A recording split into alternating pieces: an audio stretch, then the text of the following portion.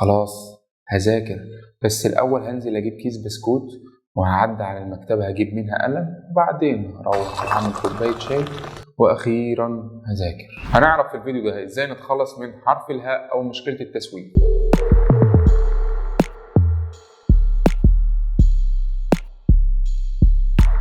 اهلا بيكم مع رسميكو. ده هيكون الدرس ال 11 من كورس خليك جدع، واللي بنكمل فيه الشرح المفصل لكتاب اول 20 ساعه الاكتساب السريع للمهارات للمؤلف جوش كوفمان. تقدر تشوف الدرس الاول والثاني من الاي اللي فوق عشان تفهم هدف الكورس وليه سميناه كده. كمان ضروري تشوف اول 8 قواعد. القاعده التاسعه من 10 قواعد لتعلم المهارات بسرعه: تدرب باستخدام الساعه والفترات قصيره. خلينا نبدا بحقيقه علميه، ان مخ الانسان مش بيقدر يحسب الوقت بدقه. بمعنى آخر، مخ الإنسان ما يقدرش يقول لك بدقة قضيت وقت قد إيه في حاجة معينة، أو حاجة معينة هتاخد منك وقت قد إيه عشان تعملها. إزاي يعني يا رسميكو؟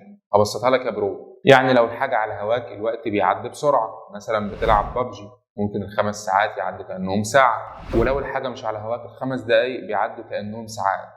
يعني لو في محاضرة مثلا ممكن تبص في ساعتك تلاقيها الساعة 9:05، وتبص بعدها بساعة تلاقي الساعة 9:10. الوقت الحلو بيعدي بسرعة، والوقت الصعب بيعدي سنين. أكيد فهمت بحاول أقول إيه؟ طيب نقدر نستفيد بالمعلومة ديت إزاي في تعلم المهارة؟ في أول مراحل تعلم المهارة هتحس إنها أصعب مهارة في العالم، هتحس إن الوقت بيعدي كأنه سلحفاة، هتحس إنك اتدربت وقت أطول من الحقيقة.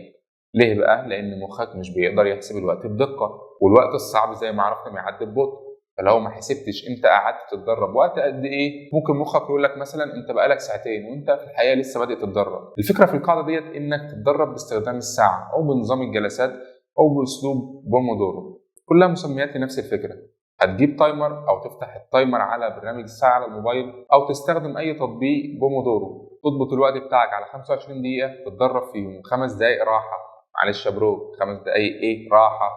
5 دقائق راحه بس، وهي قاعده واحده. مجرد ما تبدا العد التنازلي للتايمر لازم تتدرب على المهاره لحد ما ال 25 دقيقه يخلصوا بدون اي استثناءات. الطريقه البسيطه ديت هتسهل عليك اكمال فترات طويله من التدريب، حتى لو كنت مصاب بالارهاق او الاحباط او مشكله التسويف. بدل ما تقول هبدا، لا، اضغط على الزرار ونفذ القاعده، انك مهما حصل لازم تخلص الجلسه اول 25 دقيقه. للي ما يعرفش يعني ايه نظام بومودورو، ده اسلوب اخترعه واحد اسمه فرانشيسكو سيرلو في 1992 عشان يساعد الطلاب على المذاكره بطريقه افضل. اسلوب بومودورو بيتكون من كذا خطوه.